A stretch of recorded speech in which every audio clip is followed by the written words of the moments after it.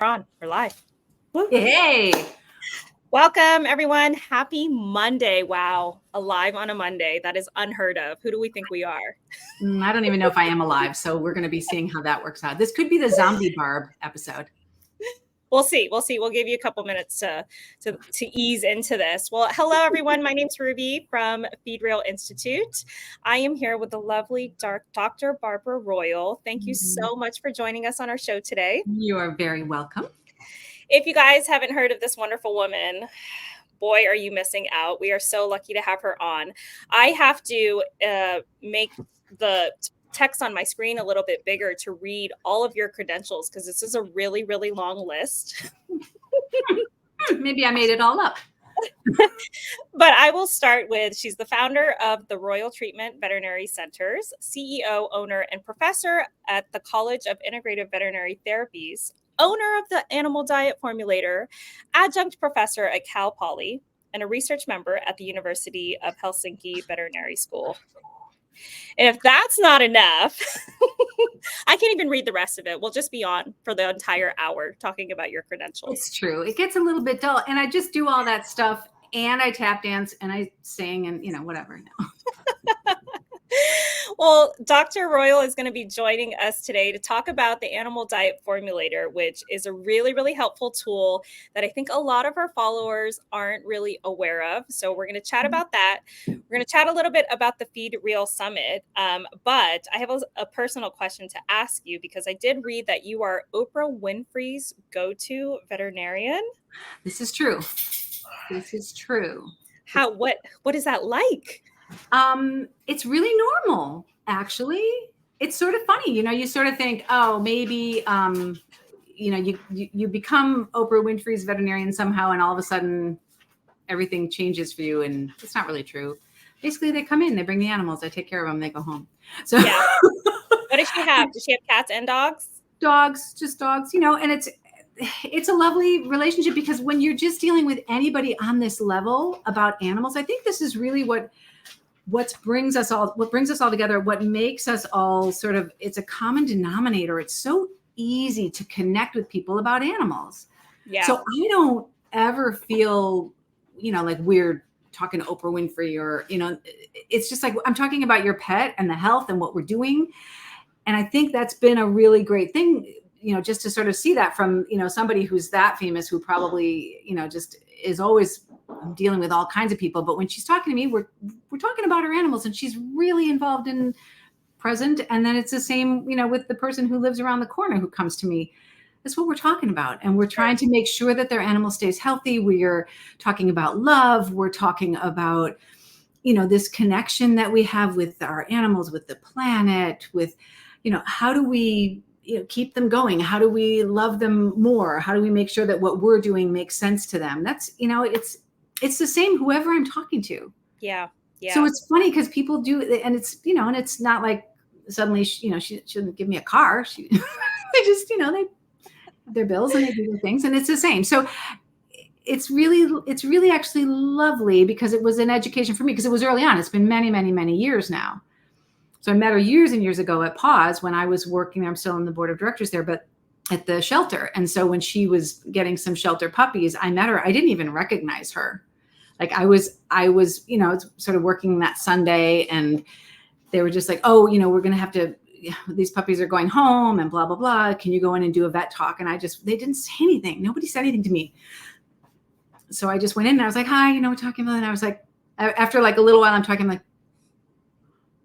oh,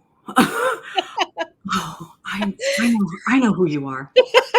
That's awesome. No, and I get it. We all have the same worries and the same wants, right? We want our pets to live with us for as long as possible. Yes. And no matter how much money we have or how much fame we have, you can't make them live forever. Right. But I think armed with the right tools and a little bit better information, we really do have the ability to all of us, from the person around the corner to, what we can do really well for our pets. We can do better than we're doing now. Sure. There is better information out there than we think. And so all of these problems, all of these things that are starting to become like, just the fabric of our animals' lives, allergies and chronic arthritis and cancers, 1 in every 2 adult dogs is going to get cancer. Like, really? No, I don't want that. I don't want that to happen. So that's why I do what I do, but it doesn't mean it has to be something that's, crazy expensive and only the elite of the elite can do it, which is the sad part about the name of my clinic. Because I'm like, my last name is Royal, and I have the book, the Royal Treatment. Is that your maiden name? Yeah, that's what? Is that your maiden name? It's my maiden. Yeah, I grew up with that name, like the Royal, which is funny because also all of my family, they were all like, we're like the Von Trapp family. We're all artists and everything like that. I'm the weirdo that went in veterinary medicine and science. And so everybody else, I was like, oh, the name Royal, everybody's going to capitalize on that. Nobody used it. People didn't use it for anything like my professional singers and all that stuff. They would just do different things. I'm the one who uses it as a veterinary thing. It sort of was a joke. I had a little thing where I was doing acupuncture and I named it the Royal Treatment because I was like, that's cute. And then it just became the entire clinic. And I was like, yeah, but that's not really what it is. It's just that's not what I meant. Yeah. Yeah. But you could say, we're treating our animals like royalty, and that's really what we all want to do. Yeah, pretty much. I feel like for me, it's like I'm just treating them like my last name is Royal. They're one of the family. Yeah. Right. Yeah. So they're part of my family. So that's really what I mean. Like, you get the Royal Treatment because you're part of my family. I'm thinking about you as part of my family. That has always been my touchstone for medicine, for nutrition, for everything else. It's okay. Wait. If this is my dog, what am I doing? Yeah. If this is my cat, how am I dealing with this? If this is my cat, and then I just go from there. And again, it doesn't always mean that we're spending a ton of money, because a lot of times I'm just like, that's not what they need. Right. Yeah. And I'm so glad you mentioned that. That's actually exactly what we're hoping to discuss at the Feed Real Summit, these practical ways to dog longevity. How can we help our dogs live longer, healthier, happier lives without, spending $1 million on them, even though we would. I know every single person here would absolutely do that, but you don't have to. You don't have to. No, I think, like, I started my book years and years ago. I started it really talking about a fire in my house, not because I was like, there's a fire in my house, feel sorry for me, which go ahead, do. But because I feel like most of us honestly would run into a burning building for our pets. So it's not like, we don't want to spend or do, or we're not going to, you look at them and you think, I am yours. I'm going to take care of you. I'm going to be here for you. And so that's what I was talking about in there, is like how all of us are sort of in this place where we love them. We don't really see that there's an emergency going on, though. We're not really recognizing that right now there's a fire in our house, and we have got to take some action and take back the conversation about nutrition, take back the conversation about health, and take it away from the industry that's taken it on and made it their own. They're telling us what to do. No, you guys make money off of this, so you're going to tell us what to do. That's interesting, but I want the industry to start focusing on doing the right thing for the right reasons. And I'll tell you, it is. Yeah. It is. No, like, the industry is changing. We're getting there. Yeah. Absolutely. Yeah. No, and I think we're just so lucky to be in a time where information is so readily accessible. And granted, it's not always accurate, but it's accessible. Yeah. And there's so many tools out there. So speaking of tools, tell us about Animal Diet Formulator. What is it? Who is it intended for? What's the lowdown?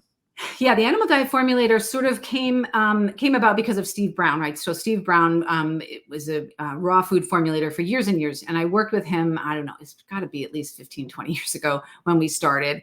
And we had a wonderful relationship just formulating some foods together. He showed me his huge Excel program on his screen, and it had all of this data. And he's a numbers guy. Like, he's looking for where things make sense and where they don't make sense. And it was such an incredible, eye-opening experience to go through what he filtered through and looked at from USDA database, from international data, from all of this, to find out when someone finds out, say, for example, you're trying to figure out, what is actually in a sweet potato. Then there's information for that. Like, you can find that on the USDA database, and you can find it on a bunch of different places. And then you can use that to help balance a food. And you can sort of figure all that stuff out. And, some of it may even seem like minutia to a lot of people. Like, I don't really need to know every little thing. Like, in a certain sense, maybe at a point you don't, but things have gone so awry. They've gone to a place where it's so out of balance. We need to know now. Now we Right. need to know. We need to look at that. So when I looked at Steve's information, I thought he said something like at that time, like, I don't know, maybe it was 10 years ago. He said, I think I'm going to retire. And I was like, what are we going to do? We got to get this information and we have to get it and put it onto something more durable. So Dr. Natasha Lilly and we had the Royal Animal Health University at the time, and we bought the Animal Diet Formulator from Steve and said, you're always a part of us as long as you want to work, you want to retire, whatever, but we're going to get this on the cloud. Yeah. So we worked with then Robert Kelly in Dubai to really make this. So that's the three of us. We're the three partners that are doing it.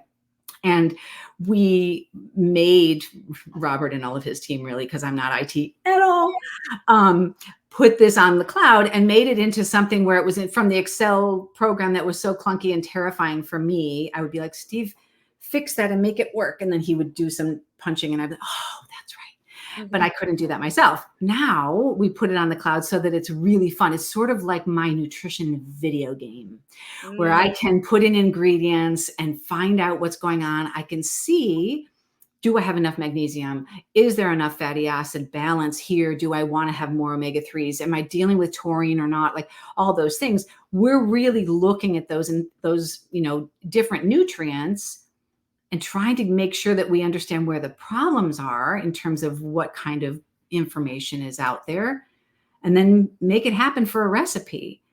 And then once you sort of know, you can, then you can play with it a bit. Yeah. Is this primarily for, pet owners that are wanting to formulate some of or make their food at home and sort of check if they're meeting all of the nutrient requirements? Or is this more for there's a lot of nutrition consultants and veterinarians that are now putting meals together? So it's fun because we thought about all of those different things. I had so many people that wanted to know this information. I have pet parents who they just want to know.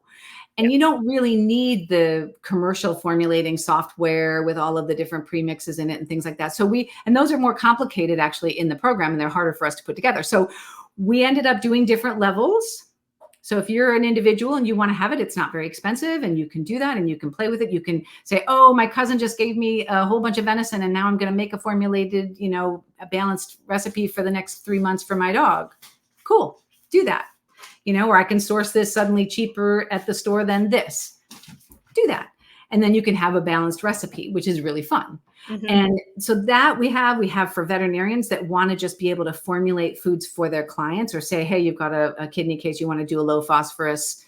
Okay, yes, do that in the Animal Diet Formulator. You can make your own decisions about how you're putting in these different ingredients, and you want it to be low, you can make it be a low phosphorus. Or a commercial formulator. You want to do huge amounts and sell it to 1 million people? Yes, then you get all the premixes and all the other information that you need for balancing for the government, regulations and things. To be compliant. Yeah. So which standards are these for? Is this for AAFCO, or can you choose the different sort of standards you want to meet? You choose whatever standard you want to meet. We do, we basically use all of them. So, and that's what Steve does. He really is looking at the different standards and making decisions about, how are we putting this in? If you're clicking on one, you can check it and say, does that meet NRC standards? Does that mean AAFCO? Does it FEDIAF? We will use them all. So, and it's the same thing with the information that's in there. If you want, if you're looking for USDA data, you have USDA data. If you want to find data that we've looked at the USDA data and actually said, wow, this is really incomplete. You may have USDA data where it's just missing taurine. It doesn't say in there it's a meat and it doesn't have taurine in it. You're like, well, there probably should be taurine in here. Is there taurine in here? So then we'll go, or Steve will go, or some of our people that work for us will go to different databases throughout the world and say, does this normally have that? Or we've got oysters that have, say, this much zinc, and all the oyster cans, they all have about this much zinc. And then this oyster can has this much zinc. It's like, is it next to a zinc pipe? Right. Or is it really just an outlier that's a mistake? Right. So what happens with that? We've got those types of ingredients. We call them the typicals, where we've figured out basically whatever you're doing, it's going to be in this range. Yeah. And that helps people not have to worry about, is it right or wrong? Yeah. And I think a lot of people do. I want to get to that in a second, because I Mhm. think, there are tools that are out there for everyone. And there are people that want to be very specific and make sure that it just makes them feel more confident to Mhm. not miss things, while there are others that are like, this is too overwhelming and Yeah. discouraging for me. Mhm. But before we get into that, how do you account for the change, the variance in nutrients, like across the country, right? You've Yeah. got your pasture raised and your grass fed, and then some animals that are not raised on the best soil. Like, how can you account for that difference? It is an issue, and it's a big issue. It's one of those things that people use sort of as a reason to say that I'm not even going to bother to know. And that bothers me a little bit, because I'm like, but should we just do that, or should we say we really need some standards? Sure, Right. sure. So one is, I think more research is needed, and that's really how I'm dealing with it. So the Royal Animal Health University Foundation helps fund research like we're doing, the difference between grass-fed and industrially raised cow liver. And it's sort of frightening, because when you look at the two, we're specifically focusing on copper in this particular group of studies that we're doing. And it's frightening because it's so variable that we've now got more information about that, which I think at the meetings that are upcoming, a lot of the conferences, when we're talking about this, we're going to talk about that data as it's coming out of that research project, which, Sure. those are the things we're funding. We have probably, and I think we're on page 5 of all the things that must be studied immediately. Okay, I'll get the money for that. I can do Yeah, that. So if you want to donate to the Royal Animal Health University Foundation, feel free. We have links on the Animal Diet Formulator software, on Animal Diet Formulator website. But so that's part of it. And then part of it is there are some baseline things that do go across the board. There's some baseline things, the way that plants deal with stuff, the way that certain animals deal with things. There are things we can know. And that was really what Steve did a lot of work on, because hmm again, he's a numbers guy. So he can look at all these different numbers from things across the board. He gets testing from the different laboratories. It's not just like try to take the data someone tells you. He's looking at data from, if it's Eurofins or if it's from Cornell or whatever. All these different labs have really interesting data, and a lot of people will share it with you. right. He's been doing that for so many years. And It's there's so many unfortunate that there's not like a centralized database, though. Like, you've really got to go to all these different Oh, yeah. places. Yeah. Well, we're making that the Animal Diet Formulator. Oh, And that's really awesome. what we want to do. We want to be the resource for the best data, because all of us care about our animals. So How often are those numbers updated? right now, like if there's something, oh wait, they're updating right now. Right now. And now they're updating again. And they're updating again. That's I mean, for awesome. real, it's a cycle throughout. As we learn, it's a living, active on the cloud thing. So it's updated up on the cloud, and then it's immediately, the minute you open it up the next time, that information will be there for you. It can be part of, and it can be part of your recipes. It can be things that you need to change. It can be, there's ways to get flagged for that. The software is sort of magical and amazing. That's So, and if awesome. you need to change something, it's a press of a button. So it's so fun. Right, right. Well, that's great. I mean, I think that's really the power of technology that we're able to leverage, and how we can push this industry forward by, Agreed. relying on that. I Mhm. do see a couple of questions coming in. Hi, Mhm. Kenzie. Hi, Dan. Hi, AP expert. Can't read. Holistic Paws Care Nice. um, in Chicago. Oh, Uh, fun. yeah, so if you guys have Yeah, some yeah, yeah. questions, if you're familiar or not familiar with ADF software, please feel free to start dropping them, Mhm. because Barbara is going to be able to answer so many of these questions while she's here with us. Um, so if a person puts in, uses ADF to prepare their homemade meals, Mhm. can they save those recipes? Are you ever fearful that someone's just going to use one recipe and just feed that over and over and over again? Yeah, I mean, there's guidelines that we have, and I try to always tell people I've formulated hundreds and hundreds of recipes over the years. They're all balanced at the moment when I formulate them. but none of them is perfect. Mm-hmm. And there's no perfect food. Like people say, I sort of jokingly say, the perfect food for a dog is a rabbit. Just put a rabbit in a blender, you're done. But the fact is it's not, because they need different things, and they would choose, in the wild, they would be going out and saying, you know what, I feel like today, I feel like big rabbit eyeballs, and I'm going to get those. And then tomorrow I really am going to get a bird's nest. That's what I really want. I want the eggs. They just feel the need for things. And I think some of that is really, it's nutritional, changing, doing the variety, living the dream out in the world. In our houses, they don't get to do that. Right. So, that's why we need to pay attention and say, this has to change now and again. Otherwise, we can't be sure they're really getting everything they need. And the way that I formulate may be always just over the top of normal or in the range, but it may be on the lower end of the range or the upper end of the range all the time. Yeah. It's not going to be good. Well, not having taken your dog or cat to the veterinarian and sort of blindly putting together a meal, let's go back to the standards. Like, do you think that there's one AFCO NRC fatty AF that's superior to another? Like, how do people know what they want to use? A lot of nutritionists use NRC. They feel that it's a little bit more realistic. I do feel like there's big gaps. And I think what we're trying to do is say those are interesting, and we really want to take the best of the best and come up with what we think is sort of more optimal, and use that. You still, if you're formulating commercially, you need to, formulate for where you live and what those regulations are, of course, but through the, if you're making something for your own pets or whatever, you can choose how you want to deal with that. Yeah. You can look at the different standards and it's hard to make a decision about them. I do feel like AFCO has some pretty big gaps. And I think it just needs a boost. We need to get because a lot of things haven't even been changed in so long. Yeah. I saw Susan Thixton at the Healthy Dog Expo in Albany. And she was like, you just need to show up to these AFCO meetings. And I'm like, that sounds terrible, but I see why we need to do it, because there's really so many things that need to be updated and improved. Yeah, there's things that I can't unsee in my life. I went to one of those meetings. So it's I won't go any further. But and the problem with really is also the meetings are expensive to go to. Sure. So nobody goes to them. And it's supposed to be sort of this, open, you can come if you pay this huge fee.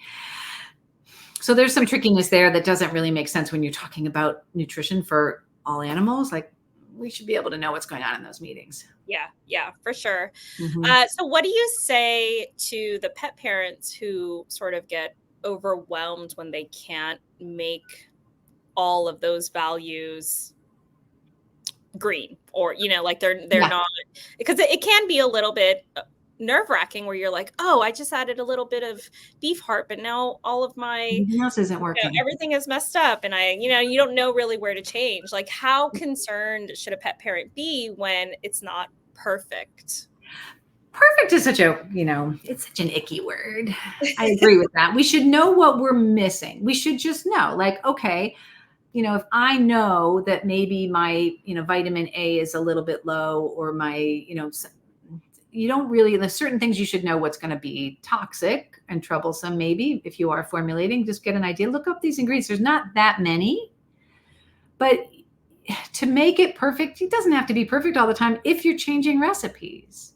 Sure. So variety is key. Variety helps so much. So it's sort of like, I do believe that, except you have to know what you're not perfect on. So it really helps you with the Animal Diet Formulator. Like, oh, I made this recipe, it's really good, but I can just see, I can't seem to get the magnesium up. Like, I can't do it. I don't have, whatever, Brazil nuts or, something. So I can't do that. But I've got this other recipe here that's totally fine with that. So you're going to look at that particular ingredient and try to, boom, balance it around. If you don't know and you're just guessing all the time and say, I'm just going to do a bunch of different recipes and I don't really care.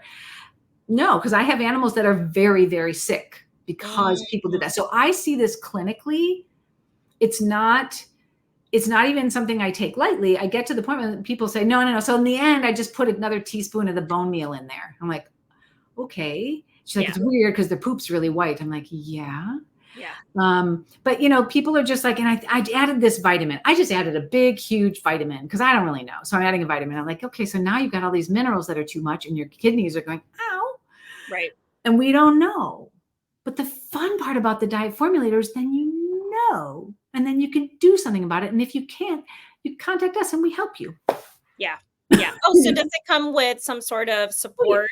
We've got videos, we've got online things, we've got question and answers, FAQs, we've got things because we've all done that. Like I started out, I wasn't clearly trained in nutrition in vet school, right? They didn't do that for me. Oh, can we talk about that real quick? Because I Sure. feel like there are not a lot of veterinarians that are open about this. What was the extent of your nutrition training in vet school? Yeah, it was really minimal. It was really so One yeah, what? One semester? One semester for the dog, which had dogs and cats in it. And then we had to go through in the year of nutrition that we had was, cows, pigs, chickens, exotics, dogs, cats. So really the dog cat part of it was having the big companies come in, show us their brochures, explain what each of their therapeutic diets do. And that's what we knew. That's what Yeah. we knew. And that's what they did. And there was no question. Like, we have people, you don't need to worry about this. It's boring. You're done. And then we would move on to cows or whatever we were doing. So it was very tricky. And what was even weirder about it for me was that I had studied nutrition and was very involved in zoo animal nutrition for so many different species before vet school. Mm-hmm. Like Ellen Dierenfeld, who did tons of research on actually what Steve Brown used, the composition of all kinds of different animals, like what's in them when you grind them up. She was one of the people that I got to work with at Lincoln Park Zoo, and like all this really great firepower knowledge. And then I was like, I don't have to know anything. I'm never going to talk about nutrition again. How fun. Until maybe a year out of school. And I was like, wait a minute. The most important decision anyone makes about their pet is what they put in the food bowl.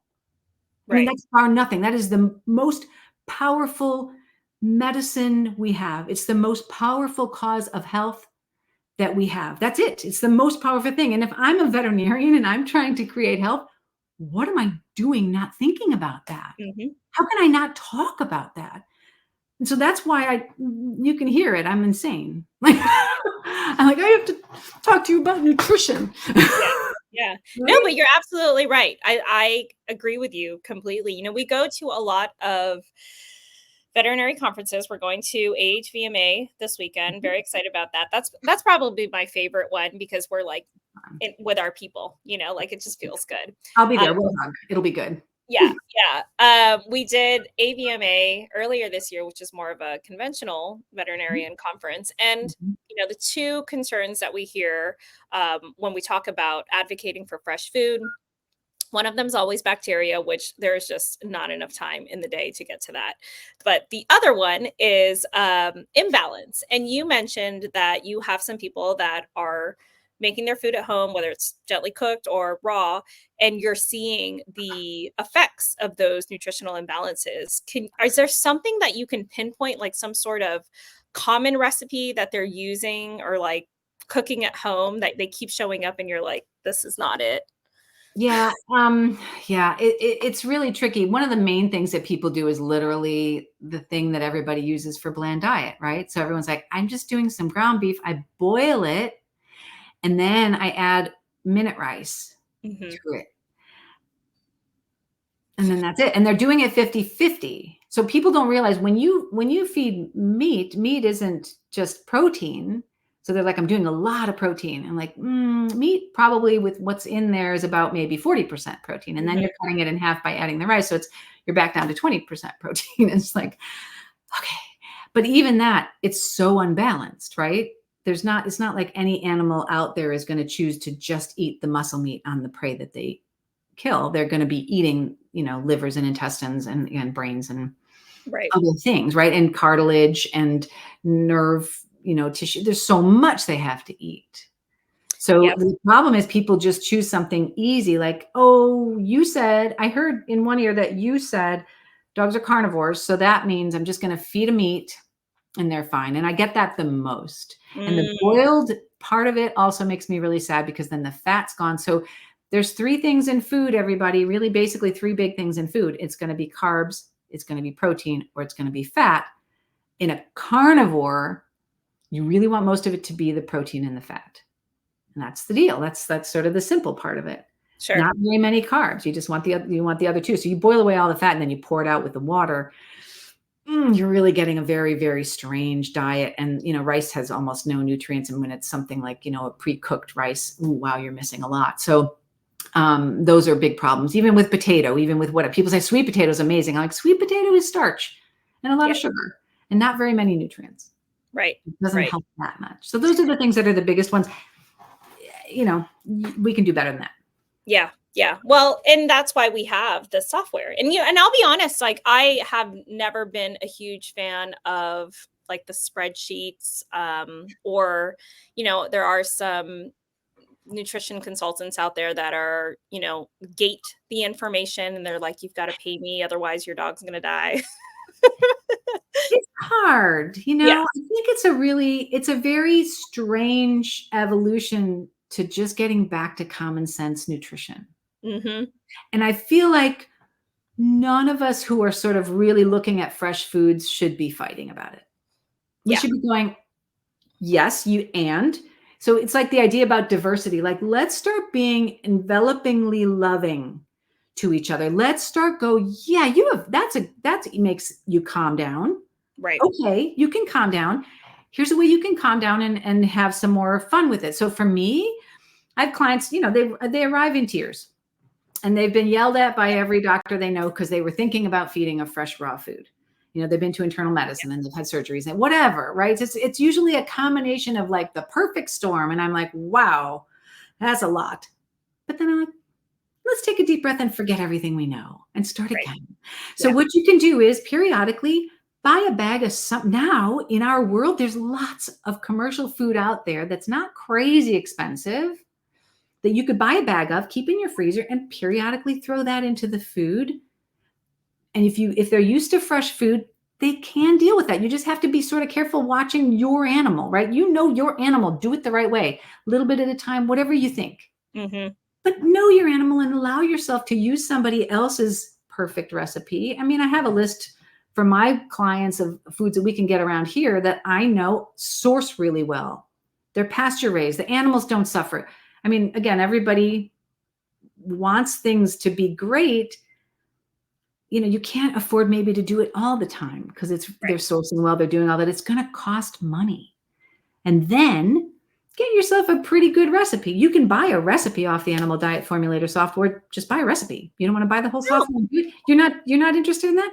Buy some recipes and use different ones. That's so fun too. Yeah. No, that's awesome. And I mean, I think it's really important to give people options. Everybody learns differently. Their budget, lifestyle, all of that is different. Oh my gosh. Okay. So we're a little bit over halfway in. I do want to invite our audience to ask some questions. I see that a few were already listed here. This one looks long. No. Oh no. Well, let's pull up Dan's. Dan says, I love ADF. Is it okay that lysine runs high on raw recipes? So I don't know. Unfortunately, lysine is a little bit of a weird one for me because we were always using lysine as a supplement for herpes and things like that for cats. And everybody did that. And then we found out it didn't really work that well, but it sort of can help. And then there's problems with lysine and arginine. And so there's like a whole little textbook in my mind about this where I'm like, maybe. Which meats are high in lysine typically? I'm not really, I would need the formulator. And I'm so reliant on it now. I need to be able to go bing, bing, bing and know that. Yeah. I don't even know off the top of my head. Yeah, I don't know, but I would say it's something they don't always necessarily, I don't think they always necessarily run high. I imagine that if you're formulating, you can do that. But in general, I do feel like if you're talking about an ancestral diet and you're looking at things that make sense for an animal and you're just looking at the overall picture of it and that's sort of how it falls, then maybe that's okay. A lot of times I think sometimes things like lysine and things like that that run high, it's because we are cooking them Mm, after. So I know you said a raw recipe, which I get that you're saying that, but I feel like sometimes we're concentrating it a little bit too. I can look into it more. That's not something that I have looked at that much, because a lot of the different nutrients in there and things like the amino acids and fatty acids and things like that, we don't have a ton of data on. So sometimes the data has just been wrong. So we sort of go, I don't know. So I haven't asked Steve about where he feels lysine is. I just haven't gotten to that one. So yeah. maybe that's just because the data is bad and I don't know. So I'm sorry. That's our first question. And I'm just like, swing and a miss. Add it to your list of Yeah, things. right? This now goes on page 5.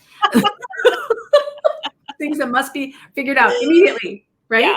But Yeah. I like what you said earlier, which is, if this particular recipe is higher in something, then when you swap out, use a different protein, and perhaps some of those amino acids are going to be different. Right. They will. And I know, there's a list that we have with, specific to different vitamins and minerals, their toxicities, clinical signs of deficiencies, but we've never done a list of amino acids, to be Right. honest. And because they're just like, they're not like with the cat, like taurin's an essential amino acid. We got to pay attention to it. So somebody has to know that. And even that data is not complete. But in the dog, everyone's like, yeah, they just need amino acids. Whatever. Right, okay, right. that seems good. And do we really know? Like, there's so much. And the fact is, what we do know is like a thimbleful compared to what we still need to know. So everybody's correct. Like, we don't really know everything. Yeah. But let's be as right as we can about what we do know and just sort of start there. I think I spent my whole career saying, you know what, I might be wrong. I might be wrong. And then I'm like, oh, wow, am I wrong? Okay, let's go with that. And that saved me. It's made me much more curious. I don't mind that I don't know. I don't mind that I might be wrong, because why not? I'm trying really hard. Right. And that was a really good question. That tells me that the knowledge, the level at which dog and cat owners are really invested in their pet's wellness, it's forcing everybody to get better. So keep asking those questions. Yes. Look at it. Let's see. What about the variance in every batch they will test? I think, okay, it's probably specific to each of the nutrients. If we're trying to get so specific with all nutrients, how do we know that a piece of meat we have today contains the nutrients listed on the database? Yeah, that's where Steve came up with the typicals. He's trying to get it to a place where within a range, it's reasonable. It's a reasonable amount. And if you're 25% over, 25% under, or whatever, it's still going to work okay. He's looking at all the different data and trying to put that together. It's fascinating mathematical work. We've just actually hired another mathematician on, like, not a nutrition person or a vet. We're hiring like mathematicians. And then, we talk all the time to different board certified nutritionists and people, like, what are the problems right now that you're seeing? We're going to try to fix that. Okay, what are you seeing? We're going to try to fix that. It's a lot of what I'm going to do at these conferences is just like get together with my, board certified nutritionist friends and say, hi, let's talk again. We're having, you just get them out and get them drunk and they'll talk about anything. Almost always about nutrition. Always about nutrition. But no, so the problem is, I agree. There's a lot of variation that we see in these things, but it doesn't mean we just need to say we don't need to know it all, because there are some common ground things that will make a difference for health. And that I see that, so I know it's true. And I'm not saying we have to be completely specific, but let's try within the confines of what we're doing to do a better job. Like right now, the data that's coming out of USDA is not complete. Some of these formulating programs where you just throw in a premix to make it balanced, it's not right. It's incorrect. And I need to let people know that we can do better. It's not that complicated. And if you don't really want to do that, then try to vary around and change. And that works. It's just, you have to know where your ups and downs are. If you don't know, then you're taking a risk and it's not worth it. Nutrition is the most important thing you can do. Yeah, 100%. Yeah. Oh, this is another good one. And I think veterinarians can take back that conversation for our clients, right? Right now, you don't even have a professional in your corner helping you. So that's probably where a lot of this frustration lies. that we need a professional in our corner, not somebody that you hire from the university who's a, whatever. You need a veterinarian who's going to help you figure this out. It should be a normal conversation. And you have a course, don't you, that you teach that has CE credits attached to it as well? Yeah, we do. We have a course for the lay person, for, anybody that's just, wanting to learn for their pets. You can get a certification in nutrition. We've got one for, and if you're a vet tech, you could do it. We've got great vet tech programs. If anybody wants to upscale their vet techs, that really helps a lot. My vet techs do a lot of my nutrition talking, because as you can tell, I could do this all day, and they're like, Dr. Royal, next case, So yeah, and we have it for veterinarians and other people as well. So yes, lots of courses at the College of Integrative Veterinary Therapies, lots of great courses in nutrition, and they're absolutely being added to, and it's fun.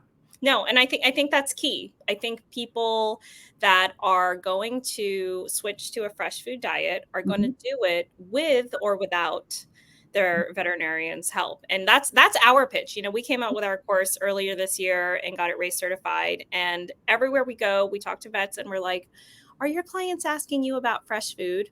Yes, is always the answer. Whether or not they're willing to help really depends on their level of knowledge and confidence. So if we can incentivize them to learn about it. Yeah. Even just a couple of webinars, even something quick, like if you go onto these different places and just try to see how it feels, dip your feet in the water. You never know. Sometimes you just never go back. I went fresh food and I never went back, Never look back. Once you see it, that's part of it, is like, if you just start adding fresh food to whatever food you're doing, and I have a list of those easy things, it's eggs, sardines, yogurts, things like that you can just add a little. That's fun.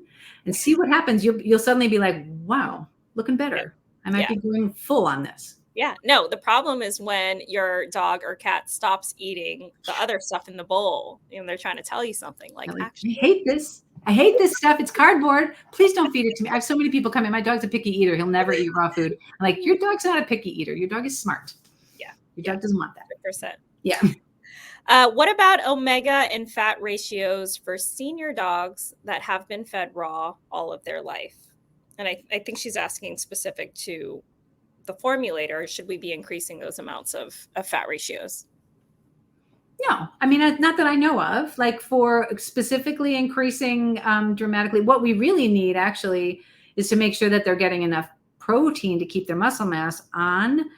I don't know that we've necessarily increased dramatically, although I guess I'm just trying to think how I do this. I do actually do that a bit, because I'm sort of thinking a little ketogenic. So I'm looking at a ketogenic ratio for an older animal, because they're going to be fighting more things because they're getting older. And so those arrows that are being thrown at them with different types of problems for DNA, et cetera, I want them to be able to fight that really well. So a little bit more on the ketogenic side.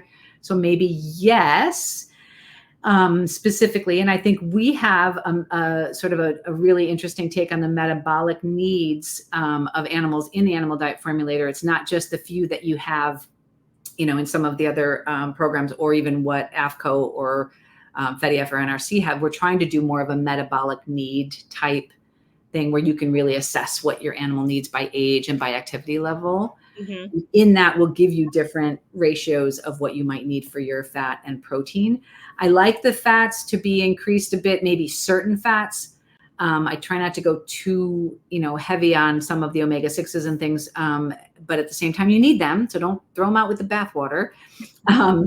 But fats are really great for keeping the brain together and keeping them cognitively together too.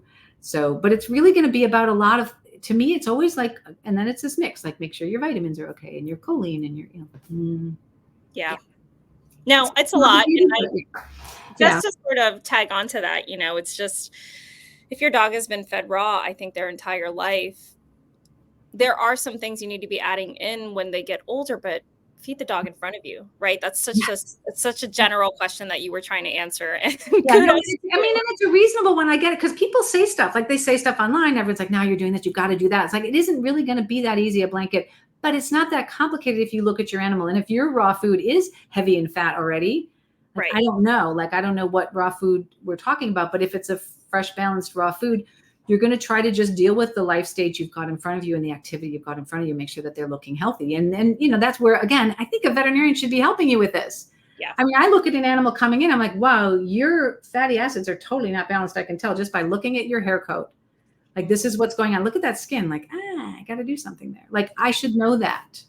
Right. Yeah. Well, and it's unfortunate because I think a lot of people have sort of lost confidence from some of those vet visits that haven't been the most supportive, but we're getting there. We're Yeah. getting there. Yeah.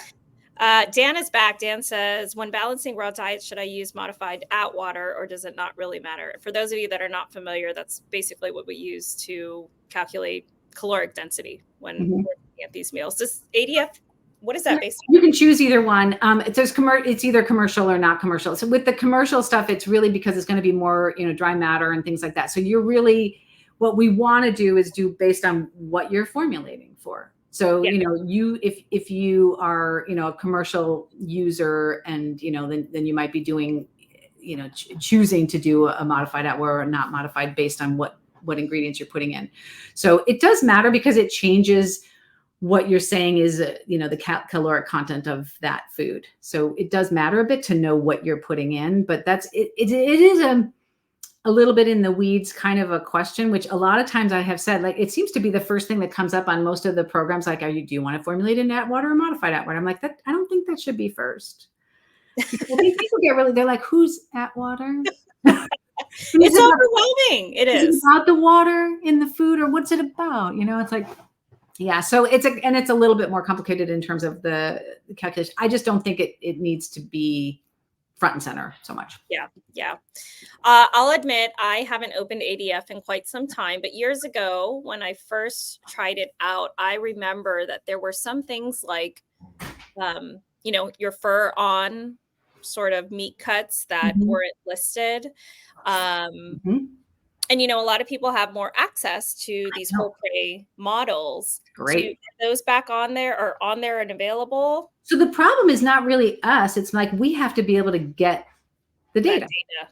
So if I don't have, it's on page 7, then of the thing. No, I mean, there's pages of things that need to be researched, but we are, like, again, I mentioned Ellen Dierenfeld, her wonderful work on the contents of all kinds of different prey animals and exotic, all kinds of different things. And she just used the whole animal. So we do have a good deal of data from that, and we can extrapolate. And that's what Steve's doing. And we really love the idea of saying, you can use this ingredient with this on it.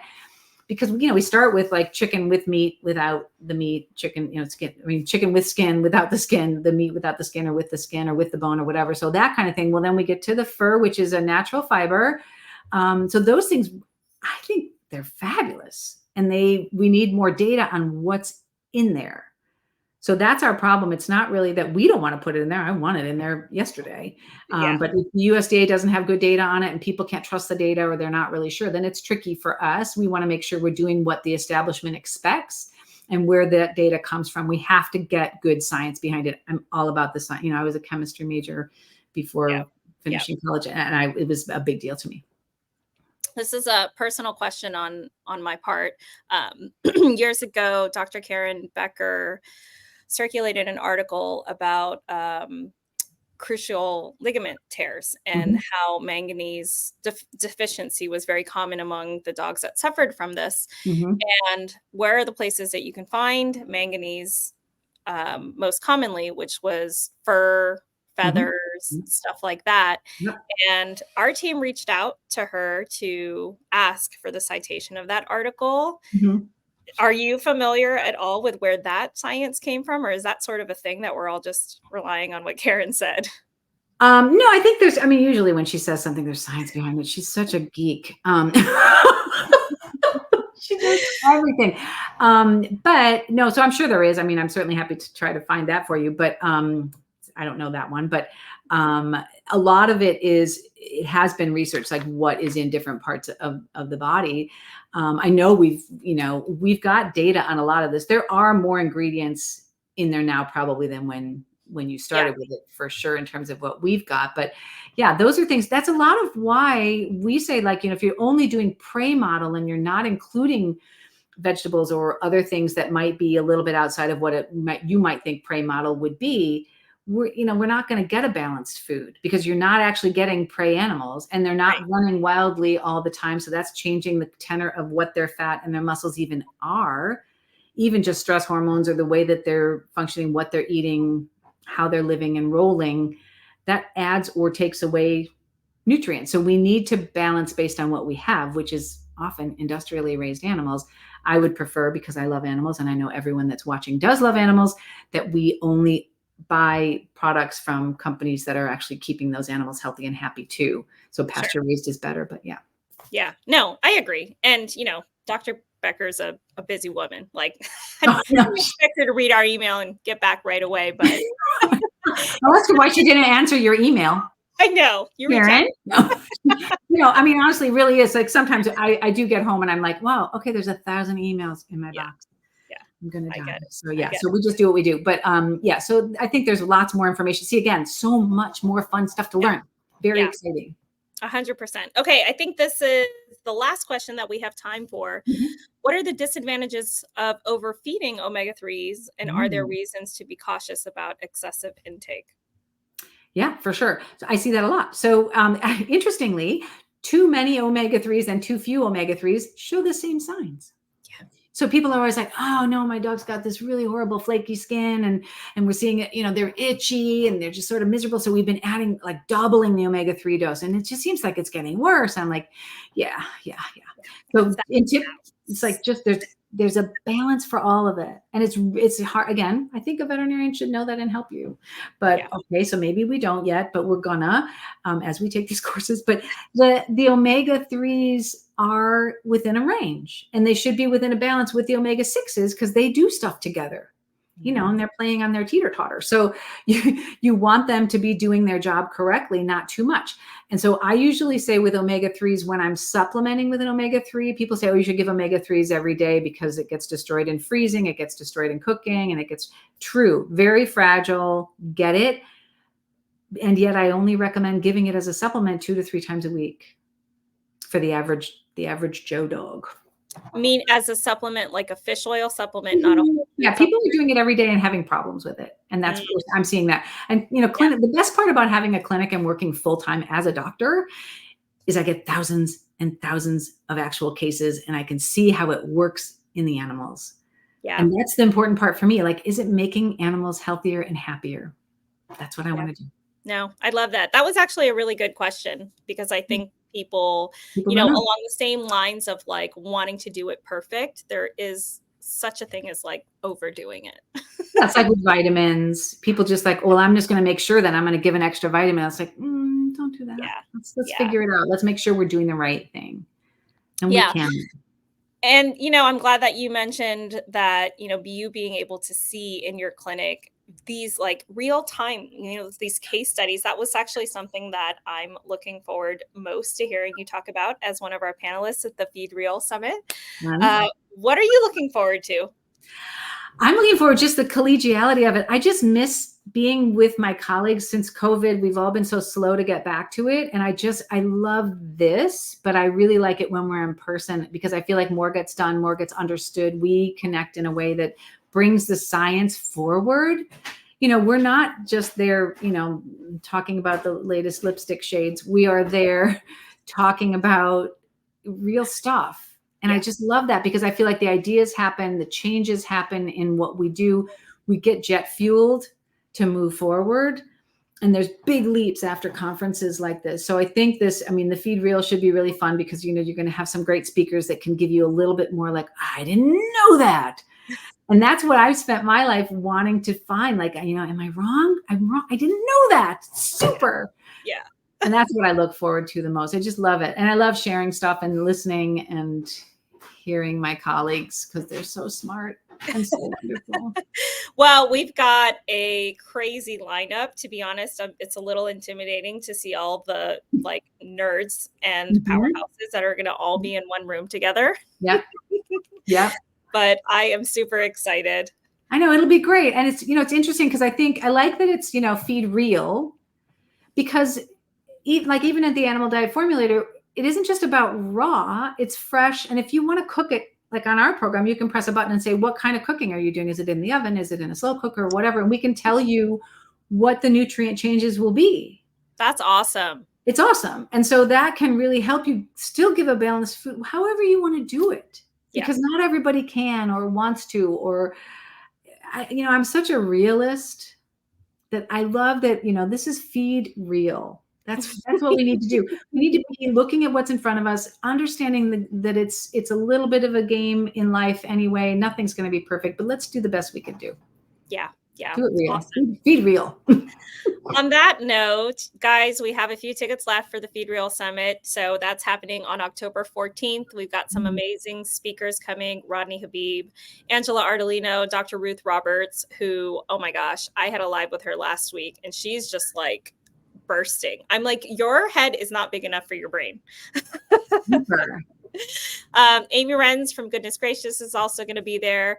We've got Dr. Barbara Royal on our panel, along with Dr. Katie Kangas, Rachel Fusero, and Kimberly Gauthier. It's going to be awesome. Get your tickets if you don't have them already. feedreal.com/summit. And that's it for today.